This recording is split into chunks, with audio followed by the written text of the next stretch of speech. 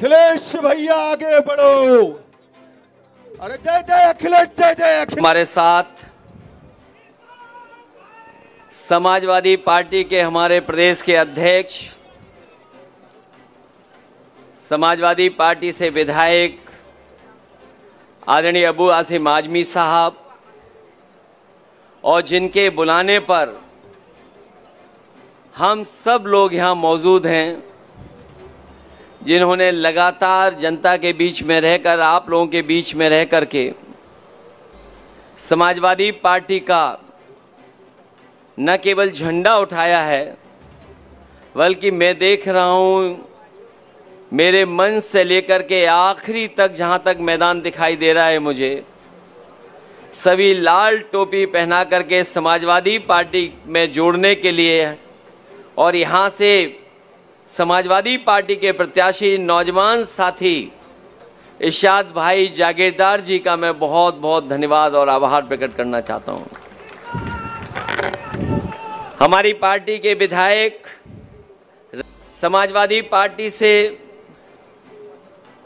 सांसद इकरा हसन जी, विधायक नाहिद हसन जी, मंच पर उपस्थित कैलाश भाऊ जी, नरेंद्र भाऊ, महेंद्र दादा सिरसाठ, गुड्डू भाई काकर, अकील अंसारी जी, जया ताई, अमीन पटेल जी, तेजस राण सिंह, उमेश माहिले से लेकर के मैं देख रहा हूँ इस सभा में बड़ी संख्या में हमारे बुजुर्ग, बड़ी संख्या में समाजवादी पार्टी के कार्यकर्ता, हमारी माताएं, बहनें, नौजवान साथी और पत्रकार बंधुओं, मैं आज धुलिया में आकर के, आप सबके बीच में आकर के बहुत प्रसन्न हूं, बहुत खुश हूं। मैं सोचता था कि लखनऊ से जाकर के जब मैं धुलिया में जाऊंगा कि लोग मुझे पहचानेंगे कि नहीं पहचानेंगे, लोग हम लोगों को सुनने आएंगे न कि नहीं आएंगे। लेकिन मैं अपने पार्टी के प्रदेश के अध्यक्ष अबू आसिम आजमी जी को और इरशाद भाई जागीरदार को बहुत बहुत धन्यवाद और आभार प्रकट करूंगा। और लग रहा है कि उत्तर प्रदेश की तरह धुलिया में भी समाजवादी पार्टी हमें दिखाई दे रही है।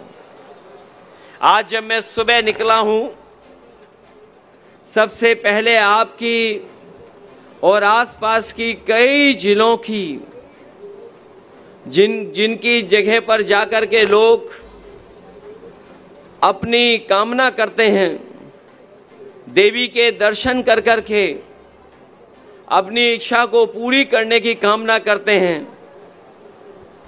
एक वीरा देवी के मंदिर में भी जाने का मुझे मौका मिला है। जहां मैं एक वीरा देवी मंदिर में गया हूं, वहीं मुझे हाजिरी देने का भी मौका मिला है। दाता सरकार में जाकर के मुझे हाजिरी देने का भी मौका मिला है। मैं आप सबका बहुत आभारी हूं कि भारत की जो हमारी संस्कृति रही है, जो हमारी की समाज की पहचान रही है, जो हमारे देश की पहचान है, कि चाहे हम अलग अलग धर्म के रहने वाले लोग हों, लेकिन हमारे देश की और समाज की यही खूबसूरती है कि चाहे हम किसी धर्म के बने रहें, लेकिन सब हम मिलकर के रहते हैं। न केवल आज हम मिलकर के रह रहे हैं, हजारों हजार सालों से हम मिलकर के रह रहे हैं। और दुनिया में जो हमारे देश की सबसे बड़ी पहचान है, वो हमारे देश की यही पहचान है कि कोई भी भारत आया होगा, भारत ने उसे अपना लिया और भारत को अपना करके वो अपना हो गया। इसीलिए ये धरती वो है, न जाने कितने धर्मों को यहाँ पर रहने का मौका दिया है। न केवल धर्म मिलकर के रह रहे हैं, बल्कि इसी धरती में बहुत सारे धर्म बनकर के आज समाज को जोड़ने का काम कर रहे हैं। जहाँ हमारे समाज की ये पहचान है कि हम भाईचारे के साथ रह रहे हैं। और हमारे साथियों ने, जिस किसी ने भी इतिहास पढ़ा होगा और जो कोई भी कभी ये पढ़ते होंगे कि जब हमारे देश के स्वामी विवेकानंद जी जब अमेरिका गए और अमेरिका जाकर के जब उन्हें भाषण देने का मौका मिला, तो उन्होंने कहा कि मैं उस धरती से आया हूं जो धरती सबको स्वीकार कर लेती है, न केवल स्वीकार करती है बल्कि वो धरती है जिसके जहां पर सबसे ज्यादा टॉलरेंस है, एक्सेप्टेंस है कि जहां कोई आया उसे अपना बना करके दे दिया। लेकिन आज जब हम माहौल देखते हैं तो भारतीय जनता पार्टी के लोग हमारे और आपके बीच में नफरत फैलाने का काम करते हैं। ये नफरत फैलाने वालों को यहां से संदेश हमारे इरशाद भाई ने बहुत सफाई से दे दिया है। समाजवादियों ने बहुत सफाई से यहां पर एक संदेश भेजने का काम किया है। जिस प्रदेश से हम लोग आते हैं वहां पर बुलडोजर से डराने का काम करते हैं, बुलडोजर से डराने का काम। लेकिन इस बार इरशाद भाई ने बुलडोजर से ही हम लोगों पर फूल बरसाने का काम किया। मैं इरशाद भाई का बहुत बहुत धन्यवाद देना चाहता हूं। मैं उनसे कहूंगा कि जो बुलडोजर लेकर के लोगों को डरा रहे हैं, कम से कम धुले के लोगों की दिल की आवाज सुनने के यहाँ के लोग अपने बुलडोजर पे फूल लेकर के फूल से एक दूसरे को जोड़ करके स्वागत करने का काम करते हैं। न केवल हम लोगों को फूल से स्वागत किया है बल्कि महाराष्ट्र की जो पहचान है वो हमारे सर पे फेटा पहना करके जो सम्मान किया है उसको हम समाजवादी लोग कभी भूल नहीं सकते। हम लोग कभी भूल नहीं सकते। हम आपको भरोसा दिलाने आए हैं कि ये चुनाव जो होने जा रहा है ये महाराष्ट्र का ऐतिहासिक चुनाव होने जा रहा है। हमारे बहुत सारे लोग जो यहाँ मौजूद होंगे उन्होंने देखा होंगे, न जाने कितने चुनाव देखे होंगे, लेकिन इतने दलों के साथ, इतने बड़े गठबंधनों के साथ कभी चुनाव नहीं देखा होगा।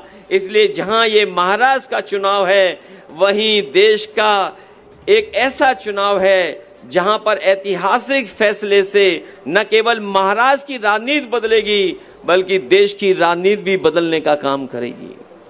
हम लोग देखते हैं कि जहां पर महाराष्ट्र में महायुति गठबंधन की सरकार चल रही है, ये महायुति गठबंधन की सरकार जरूर है लेकिन महाराष्ट्र की जनता को महादुखी करने का काम इन्होंने किया है। इतना दुखी कभी लोग नहीं हुए होंगे जितना यह महायुति की सरकार ने महादुखी किया है। और जिन लोगों ने कभी आंकड़े पढ़े होंगे और आज की खबर सुनी होगी, हमारा देश गरीबी में तो है ही है बहुत पीछे, लेकिन भारतीय जनता पार्टी और इनके सहयोगी लोगों ने महाराष्ट्र को तो खोखला किया ही है, देश को भी खोखला कर दिया। और देश को इतना खोखला कर दिया है कि जब दुनिया में हमारे देश की गिनती होती है तो सोचिए हम लोग भुखमरी में दुनिया में अपना 5वां नंबर जो देशों का होता है उसमें सबसे आगे पाए जाते हैं। क्या कोई कल्पना कर सकता है?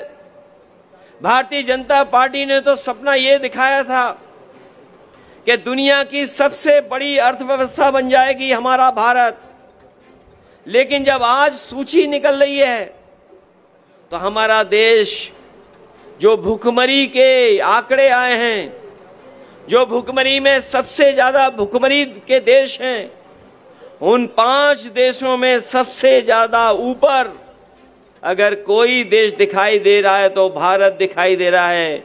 और मेरे अगर आंकड़े गलत नहीं हैं तो पड़ोसी देश जो हमारे हैं वो हमसे अच्छा काम कर रहे हैं, वहां भुखमरी नहीं है, लेकिन हमारे देश में भुखमरी उन देशों से ज्यादा भी दिखाई दे रही है।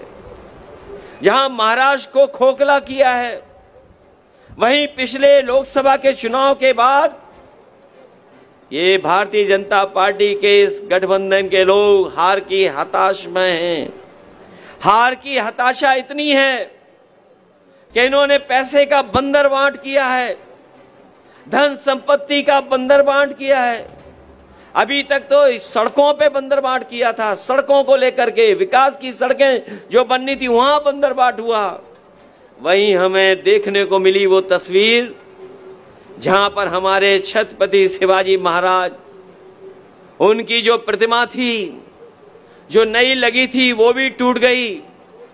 इसलिए ये जो हमारे छत्रपति महाराज जी की प्रतिमा पे जो घपला घोटाला करने वाले लोग हैं, उनको भी महाराष्ट्र की जनता इस बार छोड़ने वाली नहीं है, क्योंकि महाराष्ट्र का सम्मान को बचाने का भी चुनाव है। ये महाराष्ट्र के लोगों का अपना चुनाव है। जिन लोगों ने प्रतिमा लगा करके भ्रष्टाचार किया हो, पैसे में बंदर बांट की हो, उनके खिलाफ भी यहां की जनता दिखाई देगी।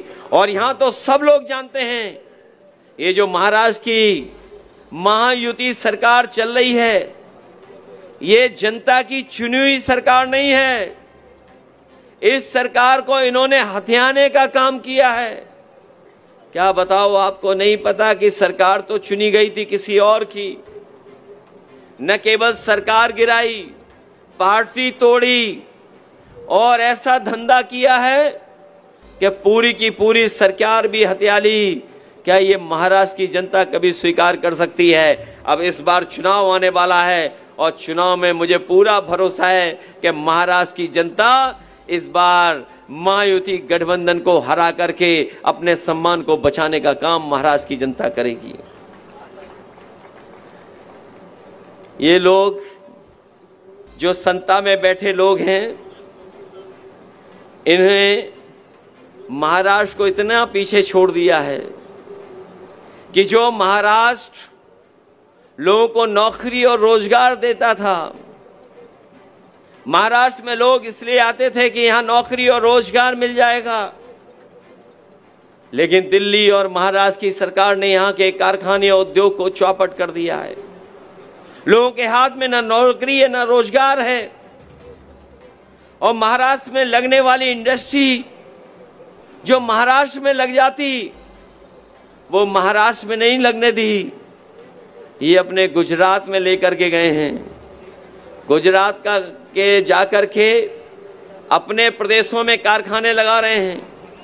महाराष्ट्र के कारखाने जो महाराष्ट्र में लग जाते, वो महाराष्ट्र में नहीं लगे हैं, गुजरात में जाकर के लगे हैं। इसलिए मैं आपसे कहना चाहता हूं, इन बीजेपी वालों की, हमारे आम लोगों की रोजी रोटी पर बुरी नजर रख रहे हैं, और जो बुरी नजर रखते हैं उनके खिलाफ जनता लड़ने का काम करती है, जनता हटाने का काम करती है। हम लोग उत्तर प्रदेश जहां से आए हैं, हम लोगों ने इन्हें देखा है कि किस तरीके से ये लोग वादे करते थे। याद होगा, इन्होंने अच्छे दिन का वादा किया था, लेकिन सत्ता में आए तो इससे ज्यादा बुरे दिन हमने और आपने नहीं देखे। जब बेरोजगारी बढ़ गई, महंगाई बढ़ गई, इन्होंने कारखाने बेच दिए, बैंकों का पैसा डुबा दिया, और एक ऐसा भी समय देश ने देखा कि जब लोगों के अपनी कमाई के पैसे जो उनके पास रखे थे, वो रुपया बंद कर दिए, बैंकों से नोटबंदी कर दी। जो लोगों ने अपनी मेहनत से कमाया था, नोटबंदी का परिणाम ये हुआ कि हमारे कारखाने बंद हो गए, उद्योग खत्म हो गए, और नोटबंदी का परिणाम ये हुआ कि आज महंगाई हो गई है। इसलिए हम आपसे निवेदन और अपील करने आए हैं कि हम लोगों ने उत्तर प्रदेश में तो इनका मुकाबला कर लिया है। ये बड़े बड़े सपने दिखा रहे थे उत्तर प्रदेश में कि उत्तर प्रदेश को बदल देंगे, उत्तर प्रदेश की अर्थव्यवस्था ऊंचाई तक पहुंचा देंगे। वहां की जनता समझ गई, वहां का किसान समझ गया, उन्होंने भारतीय जनता पार्टी को हराने का काम किया है। हम जब देखते हैं कि महाराष्ट्र में जो हमारी आर्थिक राजधानी है, मुंबई जो आर्थिक राजधानी है, जहां पर सबसे ज्यादा उद्योगपति हैं, सबसे ज्यादा कारोबार करने वाले लोग रहते हैं, लेकिन उसके बावजूद भी जब हम देश के आंकड़े देखते हैं तो सबसे ज्यादा किसान और गांव में रहने वाला गरीब है, और सबसे ज्यादा किसान हमारा आत्महत्या कर रहा है। एक अर्थव्यवस्था या ऐसी व्यवस्था जहां पर ये कहते हो कि हम खुशहाल बना देंगे, लेकिन हमारे किसान के हाथ में कुछ नहीं आ रहा है। और किसान के जीवन को बदलने के लिए इनके पास पैसा नहीं है। इनके पास जो कुछ पैसा है वो बड़े बड़े उद्योगपतियों की मदद करने के लिए है। अगर वही पैसा जिससे उद्योगपतियों की मदद कर रहे हैं, अगर उसी पैसे से किसान की मदद होती तो हमारा किसान आत्महत्या नहीं करता, हमारे नौजवान के हाथ में रोजगार होता, नौकरी होती और हमारी माताएं बहनें भी अपना घर परिवार अच्छी तरह चला सकती थी। ये रोजगार नहीं दे पाए हैं, नौकरी नहीं दे पाए। ये चुनाव आ गया तो माताओं बहनों के अकाउंट में पैसा पहुंचाना शुरू कर दिया। अगर सबसे पहले किसी ने देश में अपनी माताओं बहनों के अकाउंट में पैसा पहुंचाने का काम किया था तो समाजवादी लोगों ने पहुंचाने का काम किया था। आज जो महाराष्ट्र हमारी माताओं बहनों के पैसे दे रही, मदद कर रही है, उनकी इतनी मदद से काम चलने वाला नहीं है। जब महंगाई इतनी हो, हमारे पैसे की कीमत गिर गई हो, तो हमें उसका दोगुनी मदद करनी चाहिए, तभी जाकर के हमारी माताओं बहनों का थोड़ा सम्मान हो पाएगा। जहां इलाज को लेकर के इरशाद भाई ने कहा कि यहां पर इलाज नहीं है, मशीन सरकार नहीं लगा पा रही है, दवाई भी नहीं मिल पा रही, और जो सरकारी व्यवस्था होनी चाहिए थी इलाज को लेकर के आपके जिले में, वो भी नहीं है। लोगों को मजबूरी में बड़े बड़े शहरों में जाना पड़ता है, लोगों को मुंबई जाना पड़ता, नासिक जाना पड़ता, और जिलों में जाकर के इलाज करना पड़ता है। हम आपको भरोसा दिलाते हैं, पढ़ाई के लेकर के, आपके रोजगार को लेकर के और आपके अस्पताल दवाई के इलाज को लेकर के जो भी इरशाद भाई काम करेंगे, हम उनका सहयोग और मदद करने का काम करेंगे। क्योंकि जब पढ़ाई होगी, इलाज सस्ता होगा, तो हमारा समाज को भी आगे बढ़ने का मौका मिलेगा। मैं आखिरी में इतना ही कहना चाहता हूं, महाराष्ट्र में हम लोग समय समय पर सीटें जीते हैं, समय समय पर हम लोगों ने सरकार चलाने में मदद करने का काम किया है। मुझे याद है जब गठबंधन की सरकार बननी थी तो सभी दल अबू आसिम आजमी साहब को और हमारे विधायकों को ढूंढ रहे थे। उस समय भी अगर किसी ने सरकार बनाने में सहयोग करने का काम किया था, कांग्रेस, एनसीपी और शिवसेना की जो सरकार बनी थी, उसमें समाजवादी पार्टी ने पूरा का पूरा साथ देने का काम किया था। आज भी हम सेकुलर सरकार बनवाना चाहते हैं।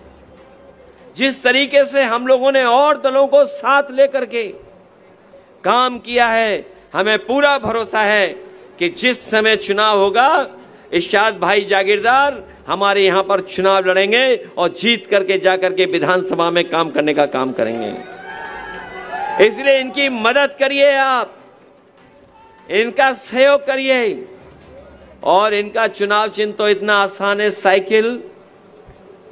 डीजल पेट्रोल महंगा हो सकता है, लेकिन साइकिल को न डीजल की जरूरत है न पेट्रोल की जरूरत है। और साइकिल आम लोगों की सवारी है, इसलिए साइकिल को तो नहीं भूल जाएंगे आप। हमारे इरशाद भाई को हम लोग चुनाव लड़ाएंगे और जिता करके आप भेजना, हम उनके साथ खड़े होंगे। आप ये आपके सुख दुख में खड़े होंगे। जो कुछ भी हमें मदद करनी होगी, हम लोग इनकी मदद कर करके इनको आगे बढ़ाने का काम करेंगे। न केवल ये चुनाव आपका है, महाराष्ट्र का चुनाव देश की राजनीति को बदलने वाला चुनाव है। मैंने पहले भी कहा, ये ऐतिहासिक चुनाव है। इस चुनाव का परिणाम आएगा, बीजेपी हारेगी, सरकार यहां हटेगी, और जब महाराष्ट्र में सरकार हटेगी तो दिल्ली की भी सरकार हट जाएगी, और दिल्ली की सरकार हट जाएगी तो जो बुलडोजर लेके चलते हमारे मुख्यमंत्री, वो भी हट जाएंगे। इसलिए महाराष्ट्र का चुनाव हराइए और उत्तर प्रदेश का भी सरकार बदलने का काम करेगा। ये बात तो आप समझ रहे होंगे, क्योंकि दिल्ली की सरकार चलने वाली सरकार नहीं है, वो सरकार गिरने वाली सरकार है। और ये सरकार जो बनी है वो हत्या के सरकार बनाई है, और ये जमीन तो उन लोगों की है, जिन्होंने समय समय पर सामाजिक लड़ाई लड़ने का काम किया है। बाबा साहब भीमराव अंबेडकर जी की कर्मस्थली है। ये हमारे सामाजिक न्याय के तमाम पुरोधा, चाहे ज्योतिबा फूले जी हों, साहू जी महाराज हों, से लेकर के समय समय पर यहाँ पर सामाजिक सद्भावना, सामाजिक न्याय की आवाज उठी है। जो लोग संविधान बदलना चाहते हैं वो ये याद रखें कि महाराष्ट्र और महाराष्ट्र की धरती बाबा साहब भीमराव अंबेडकर जी की कर्म भूमि रही है। जो लोग संविधान बदलेंगे उनको बदलने का काम यहाँ की जनता करेगी। ये संविधान जो बदलने निकले हैं उनको संविधान बदलने नहीं दिया जाएगा। मैं आपसे कहना चाहता हूँ कि जो उत्साह और जोश, जो समर्थन हमें दिखाई दे रहा है, हमें पूरा भरोसा है कि यहाँ से इरशाद भाई जागीरदार बहुत अच्छा जीत करके जाएंगे। आज के समय पर पढ़े लिखे लोग राजनीति में कम आते हैं। इरशाद भाई जागीरदार पढ़े लिखे भी हैं। पढ़े लिखे होने के साथ साथ दुनिया के दूसरे देश भी देखे हैं। वो देश जो हमारे देश से बहुत आगे हैं, और सबसे बड़ी बात ये कम उम्र के हैं। और जो कम उम्र का होता है वो लंबे दिनों तक आपकी सेवा कर सकेगा, आपके लंबे समय तक आपके साथ रह सकेगा।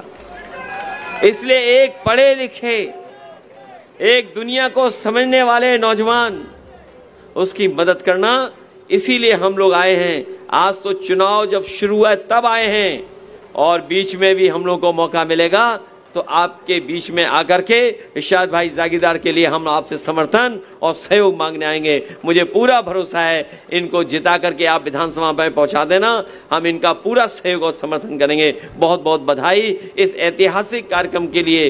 ये जो सम्मान देने का काम किया है, मैं उसके लिए आपका बहुत बहुत आभारी हूँ। ये ऐसी यादगार सभा हुई है जो हम लोगों को जीत की तरफ ले जाएगी। बहुत बहुत धन्यवाद, बहुत बहुत बधाई आप सबकी। अखिलेश भैया आगे बढ़ो।